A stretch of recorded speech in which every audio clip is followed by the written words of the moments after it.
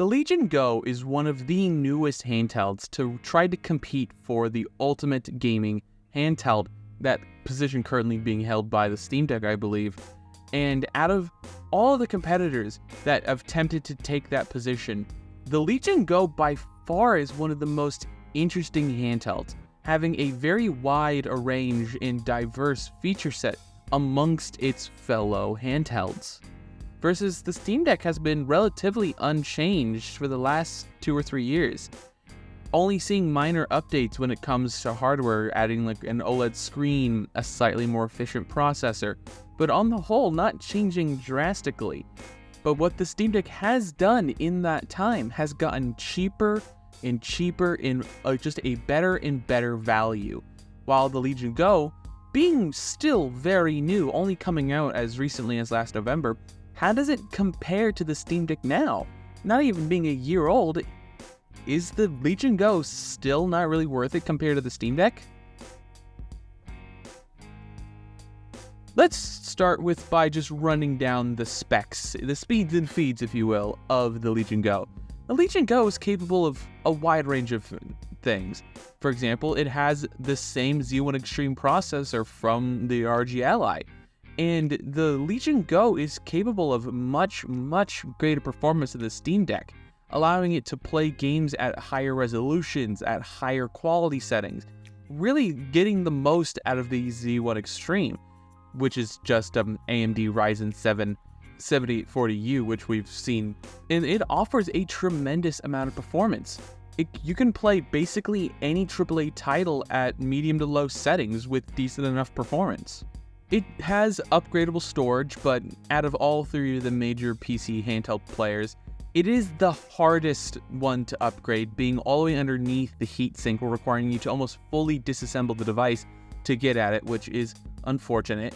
It has multiple USB-C ports, one on the top, one on the bottom, which is really convenient.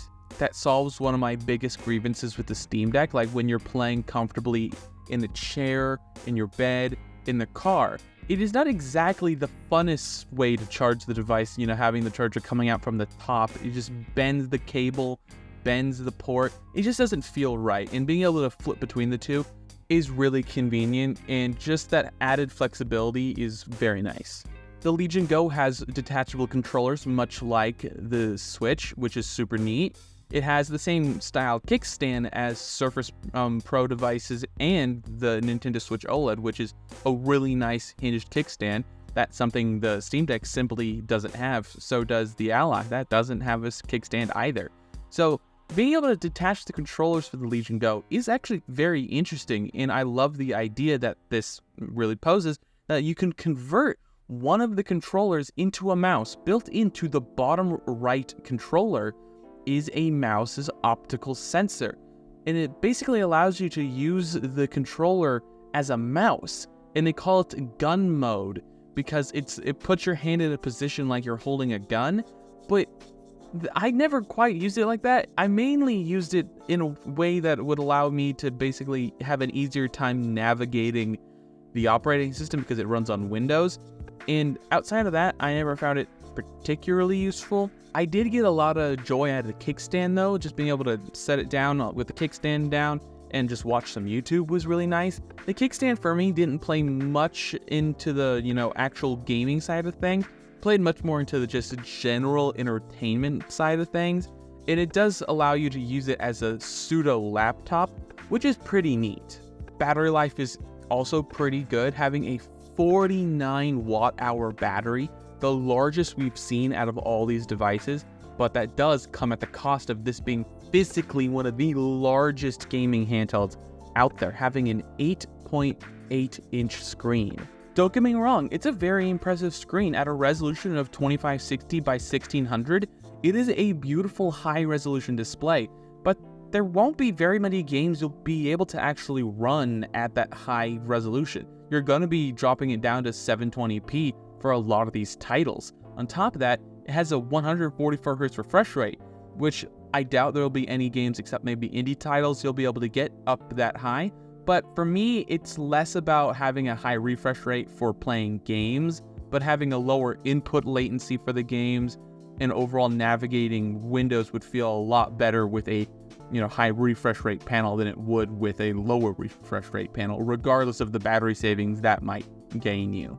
And all of those extra features, the detachable controllers, the massive battery, the kickstand, the big beautiful screen, all comes at a cost of this being one of the heaviest handhelds, coming at a hefty 1.8 pounds, almost a 2-pound handheld.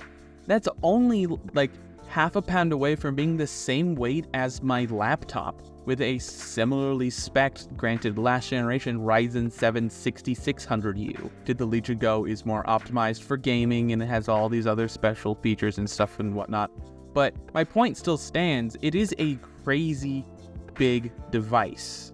The last thing I forgot to mention is the price. The Legion Go has gotten quite a bit cheaper since its original release at around $700 for the base model, which is not a terrible price, but was more expensive than most of its competing devices, substantially more expensive than the Steam Deck, but now can be had as low as $220, brand new from Best Buy, 512 gig model, but still decent amount of storage without having to drop down to the Z1 non-extreme processor. I think that is a phenomenal price.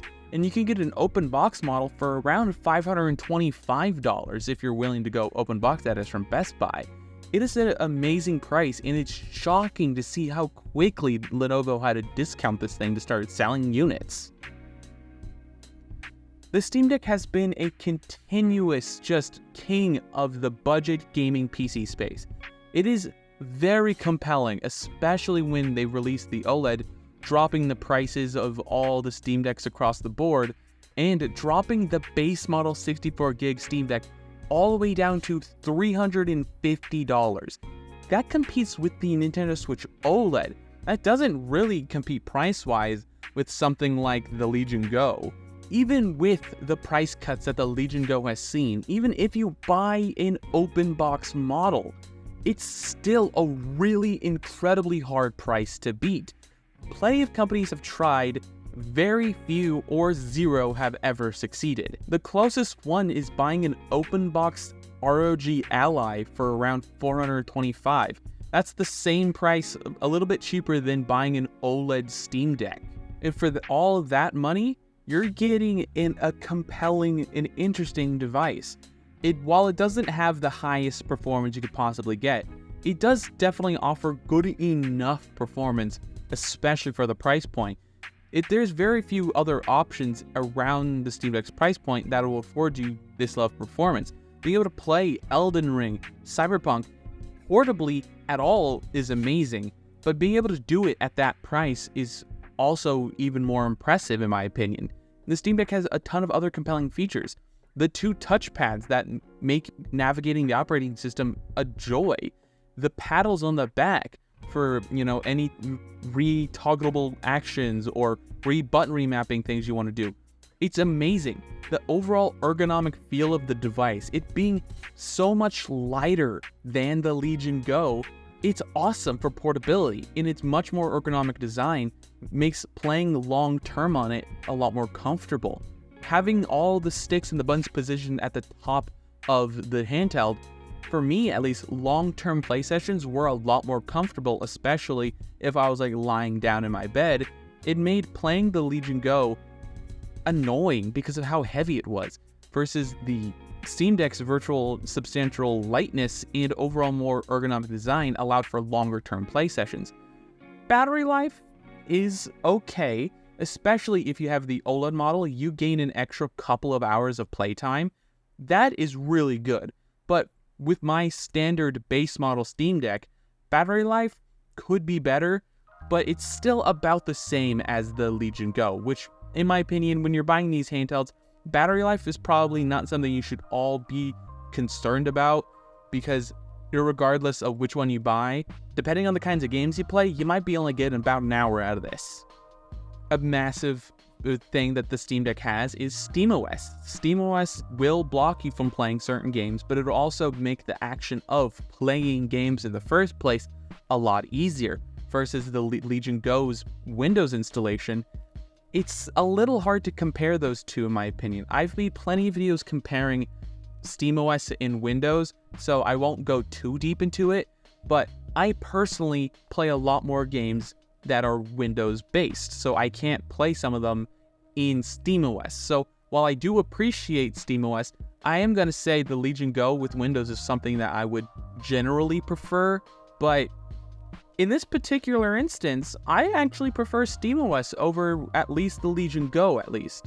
I'm not gonna lie, I do, as an operating system, prefer Windows. I run Windows on my Steam Deck, but comparing them at their base, just standard release, versions, SteamOS is a lot easier to use. So for the average user who is just buying these devices to play games, the act of playing games would be a lot easier for most people on the Steam Deck.